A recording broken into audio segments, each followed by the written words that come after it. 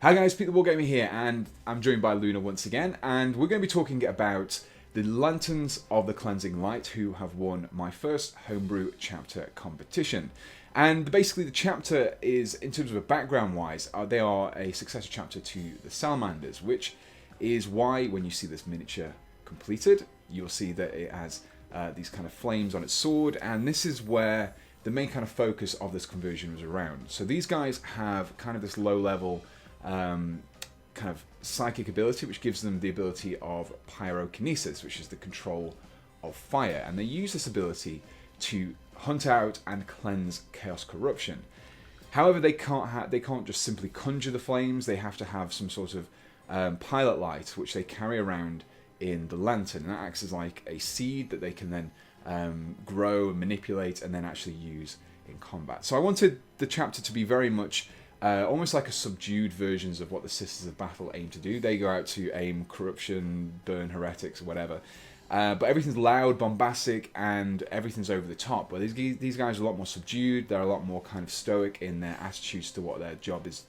They just kind of go in and get the job done. And hopefully the miniature represents that. And what I'm going to be doing, this is going to be like a normal conversion video. I'm going to be showing you how I built the model, what components that I used, and we'll be cracking on with the conversion right now. So we're going to begin with our torso. I wanted to give our guy some robes in order to help express that holiness and sanctity that the chapter conveys. I did toy with the idea of using the Sequitur torsos again, like I did in my Black Templar guide, but instead I opted to use some bodies and legs from Cromlech, specifically the Prime Legionaries bodies robe set. Now these, totally not primers, but just so happen to be in primers scale and work with primers bits, are really nicely detailed, come with a few different styles, and are quite reasonably priced. However, they are resin, which means you will need to really get into that cleansing mindset and grab yourself a bowl of hot soapy water. Drop your resin parts in, leave them for about 5 to 10 minutes before carefully removing them from the water, scrubbing with a brush, and then rinsing them with cold water before leaving to dry, in order to ensure that there is no release agent left on the part that will cause problems later on when you come to paint it. So all you need to do is to clip away any bits of sprue and clean up the component's mold lines as you would do any other plastic component, and we're left with a great starting point for our miniature. To represent the lantern that the Lanterns of the Cleansing Light are named for, you'll be dipping into the Sequitur's kit.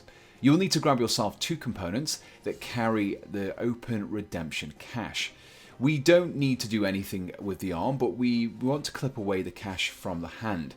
You need to make sure that you retain the 2 strands that were holding the cache so that we can attach the lantern later on. Speaking of which, there are a few places you can find your lanterns: the Corpse Cart, Sisters of Battle kits, Free Guild sets, or this one here, which I found on a Noblar scrap launcher. Regardless of which lantern you choose, the next step is still the same. You will need to clip away and clean up the top of the lantern so you can glue it to the hand and the strands.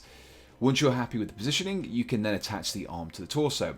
However, as we're gluing plastic to resin here, you'll need to make use of super glue, as plastic glue will not work for this.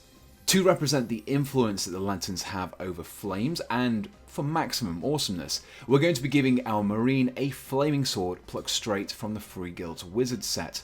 This part is quite hard to come by, so this is probably something that should be limited to lieutenants or captains. So, to match the armour of the right arm, we need to use a Sequitur component once again. Unfortunately, there are no left-handed swords in that kit, so we need to get a little creative and use a shield-bearing arm instead.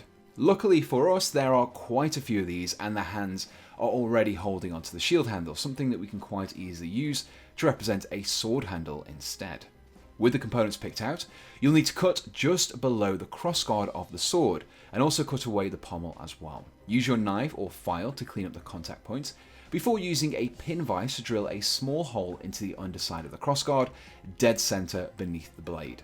Repeat this on the arm that will be holding the sword, drilling through the handle that is already in the palm. Take a length of wire that is the same thickness as your drill bit, roughly 1mm, and put a small dab of superglue to the end before inserting it into the hand. Cut down the wire to the desired length before supergluing the sword on top. By using this pinning technique, we have made the join much stronger and less likely to snap off through use. All it's have to do is to glue the pommel into place with some plastic glue before attaching the arm to the body with some more superglue. Next, we need a head, and the obvious candidates here are the hooded robes from the Dark Angels kit. However, by just using these kinds of heads, we run the risk of making our lantern appear to just be a Dark Angel, and this competition was supposed to be for Loyalist chapters, so we can't be having that.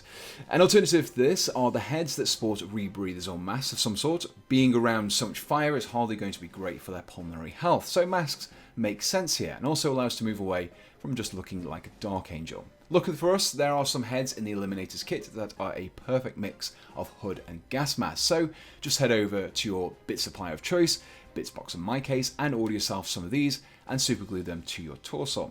Or alternatively, there are some great heads that you can use from the Aggressors kit if you want a chunkier appearance, or you can just use the Reavers kit instead. So we have our robes, a lantern, a flaming sword, and a hooded head. So what's next?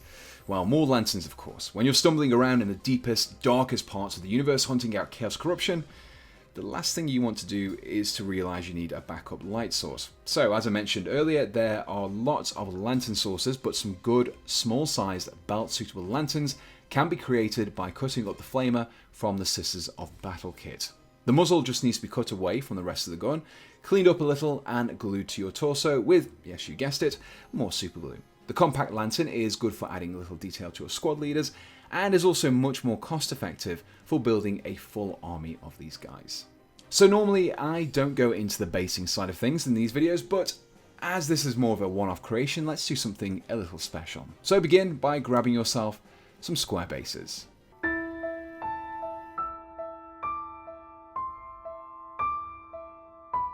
So after shedding a quick tear, you can then start to cut off the beveled edges so that you're just left with a flat top. You can then clean up and round off the edges with a file or a knife to create a rough flagstone appearance. I'll then be using some chunks of cork to build up the base, starting off with larger lumps glued down, followed by smaller irregular chunks scattered around the larger parts to create an uneven rocky surface. On top of this, you can then glue on a couple of those flagstones to create the appearance of an ancient ruined structure. To give our lantern a foe to banish back to the warp, I'm taking a few tentacles from the Chaos Spawn kit and gluing them into some of the gaps beneath the stone so that it looks as though they're creeping out. To fill in the gaps and add some finer texture to the rocks, I then applied some textured paint. Once everything had dried, I could then glue my Space Marine to the top of the flagstones. So now that our mini has a base built, let's get some paint on him and take a look at the finished piece. So here we have the fully painted model. The colours I used here were based on those suggested to me by Sam. The white of the robes represents sanctity and purity, the blue that I used for the flames and the lamp are to represent the unnatural nature of their fire, and finally the green of their shoulder pads pays homage to their salamander lineage. The rest of the armour was painted black to allow these colours to show through. I purposefully kept the scheme quite dark and muted to not only help the brighter blue to stand out more, but also to give the model a grittier, more grim-dark appearance. This was achieved by choosing a mid-tone colour like Warpstone Glow for the armour, and then mixing in Chorus Black to create a more muted, darker base colour. I then used a thin layer of the pure Warpstone Glow, very sparingly over this, to help build up the colour and the transitions. Finally, I added a little white to my Corvus Black and Warpstone mixture, which resulted in a faded but lighter green, and this was used for a rough edge highlight. I repeated this technique across all the different colours and areas of the model. For the basing and the tentacles, I decided to use some warmer colours to contrast against the cooler blues, greens, whites and greys of the Space Marine. The tentacles were also painted in a less muted way to give them more of a demonic and otherworldly look compared to the grittiness of the Space Marine. So now that you can see the finished model, hopefully you can see why I chose this chapter to win. When I read the entry, I knew exactly what this model would look like and what scheme and pose I wanted to adopt for it. I imagine these guys delving into the deepest, darkest parts of the galaxy, traipsing around ancient ruins, all to hunt down and cleanse these traces of chaos. Their never-ending quest had left them grim but determined, and I think the scheme and conversions I've created here shows that. So let me know what you think of the conversion and the paint job, and as I've said in previous videos, I will definitely be doing more of these competitions, so get thinking about some more Loyalist chapters, Chaotic Legions, or Imperial regiments that you will be ready for the next competition. So let me just finish off with all the thank yous. First of all, to everyone who entered. Without your submissions, this video wouldn't have even been possible. Also, a big thank you to Bitsbox for helping me out with some of the Space Marine bits used in this video. Buying just the bits you need rather than the full kit will really help you save money in your conversions, and you'll find a link to their site in the description below.